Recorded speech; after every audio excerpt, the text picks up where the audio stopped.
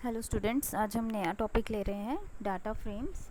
Series जो हमने किया था वो सीरीज़ वाला पार्ट हमारा ख़त्म हो गया है। एक बार मैं दोबारा बता देती हूँ। डाटा स्ट्रक्चर्स इन पांडास जो थे, पांडास जो एक लाइब्रेरी है, उसमें दो डाटा स्ट्रक्चर्स हमने करने हैं अपने सिलेबस के according, that is series and data frames.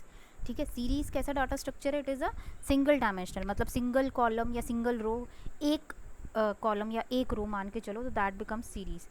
और डाटा फ्रेम कैसा डाटा स्ट्रक्चर है? जो एक टेबल के फॉर्म में आपको दिखेगा।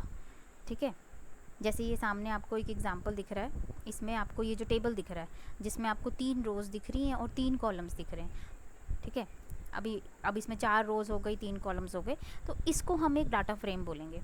तो डाटा फ्रेम, अभी मैं डेफिनेशन पढ़ रही हूँ। Another Panda structure which stores data in 2 dimensional way unlike series के जैसा नहीं है ये। सीरीज़ कैसे करता है store? Which stores data in 1 dimensional form. ठीक है, तो दिस इज़ डाटा फ्रेम। अब जो हमारा अगला टॉपिक आता है इसमें कि डाटा फ्रेम कैसे क्रिएट करना है, how to create a data frame. सबसे पहले एम्प्टी डाटा फ्रेम, तो स्टेप बाय स्टेप हम चलते हैं। मैं आपको एक्चुअल में इसको चला के दिखाती हूँ।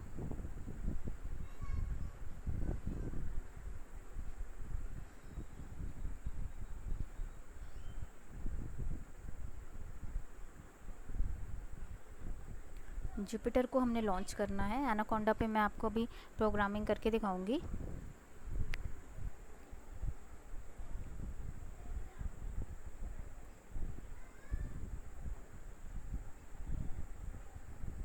ठीक है, न्यू पे गए, यहाँ से पाइथन 3 किया।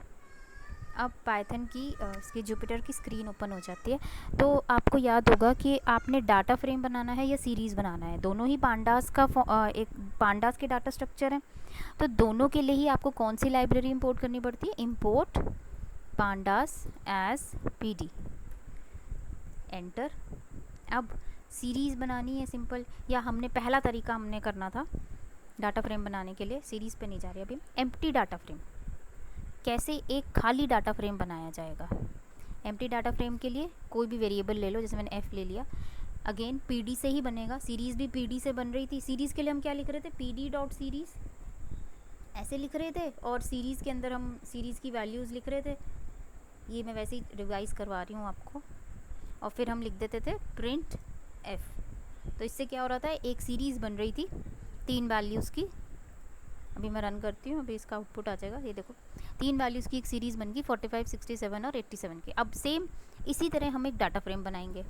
इंपोर्ट पांडास एज पीडी, एक वेरिएबल ले लिया x, PD dot data frame. जैसे सीरीज़ का एस कैपिटल रखना होता है, वैसे डाटा फ्रेम का आपको डी और एफ कैपिटल रखना होता है। खाली डाटा फ्रेम बनाना है, इसलिए ब्रैकेट में मैंने कुछ नहीं लिखा, प्रिंट एक्स।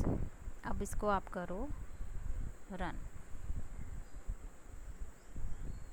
क्या लिखा आ गया? एम्प्टी डाटा फ्रेम, कॉलम्स खाली, इंडेक्स खाली, कुछ भी नहीं है, because it is an empty data frame. खाली डाटा फ्रेम बना लिया। डाटा फ्रेम दोबारा मैं बता रही हूँ, डाटा फ्रेम के बारे में जब हम बोलते हैं तो सोचो एक खाली टेबल जिसमें कुछ रोज़ और टेबल्स कॉलम्स हैं। खाली टेबल भी नहीं कह सकते, मतलब टेबल में कुछ भी वैल्यूज़ हो सकती हैं, लेकिन वो दिखेगा एक टेबल के फॉर्म में। तो ये हमारा जो पहला स्टेप था कि how to create a data frame, जो आपको सिर्फ इतना पता होना चाहिए कि डाटा फ्रेम बनता कैसे है, ये हमारा हो गया कवर। ठीक है, अब हम अगला स्टेप पे चलते हैं। फ्रॉम सिंगल सीरीज़, सीरीज़ से कैसे डाटा फ्रेम बनाना है?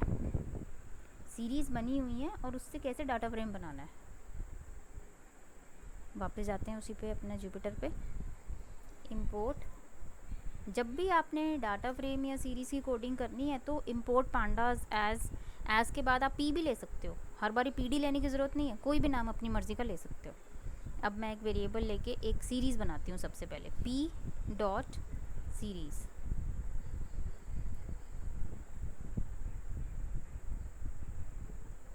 ठीक है। पी डॉट सीरीज़ के ब्रैकेट में हमने एक छोटी सी सीरीज़ बना दी, 2, 4, 6, 8 वैल्यूज़ की।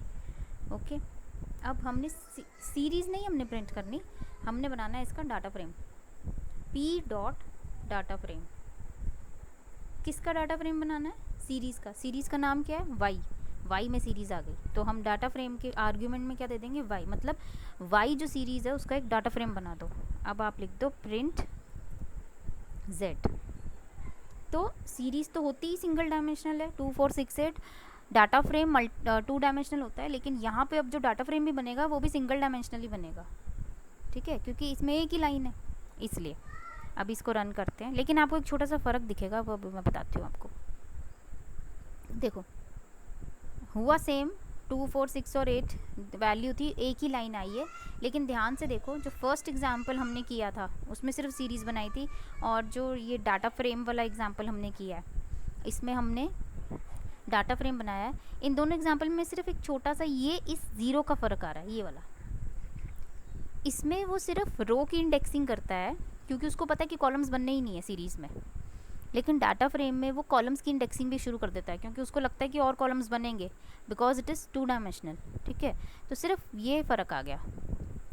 तो हमारा दूसरा काम जो हम सीरीज़ से एक डाटा फ्रेम बनाना, सिंपल सीरीज़ से एक डाटा फ्रेम बनाया हमने, वो भी हमारा हो गया। इसको भी हम कर देते हैं, सिंगल सीरीज़ वाले को हम कर देते हैं रेड कलर, कि हमने कैसे एक सिंगल सीरीज़ से डाटा फ्रेम बनाया। अब हम आते हैं फ्रॉम डिक्शनरी ऑफ सीरीज़। एक सीरीज़ से डाटा फ्रेम बनाने का क्या फ़ायदा है?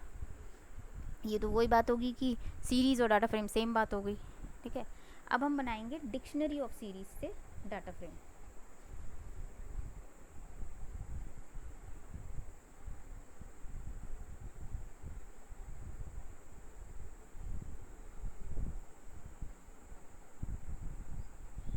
अगेन वही करेंगे, import pandas as pd।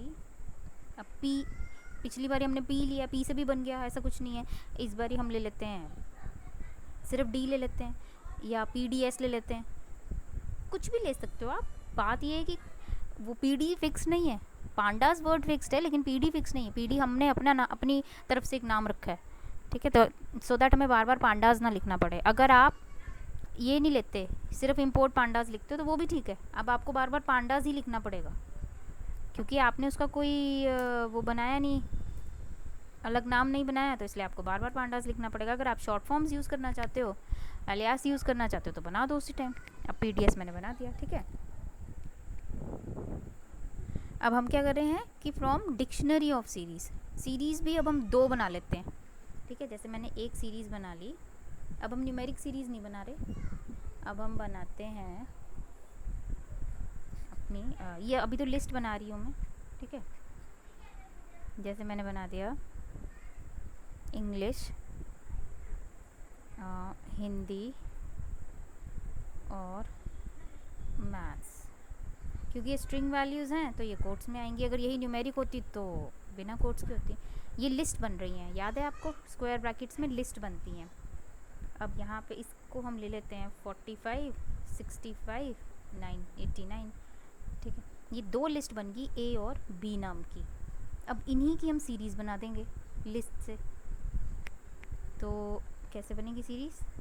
A S ले ले, एस तो वो हो गया आपका कीवर्ड हो गया।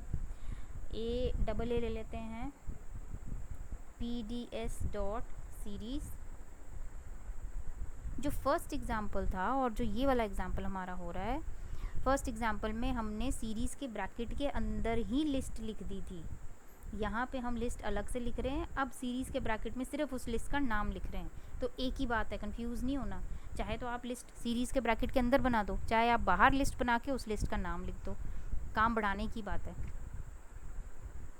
pds डॉट सीरीज़ b, ठीक है। तो AA में कौन सी सीरीज़ बन जाएंगी? A लिस्ट की, और BB में कौन सी सीरीज़ बन जाएंगी? B लिस्ट की। अभी हमने क्या किया, लिस्ट से हमने बनाई है सीरीज़, अब हम सीरीज़ से क्या बनाएंगे?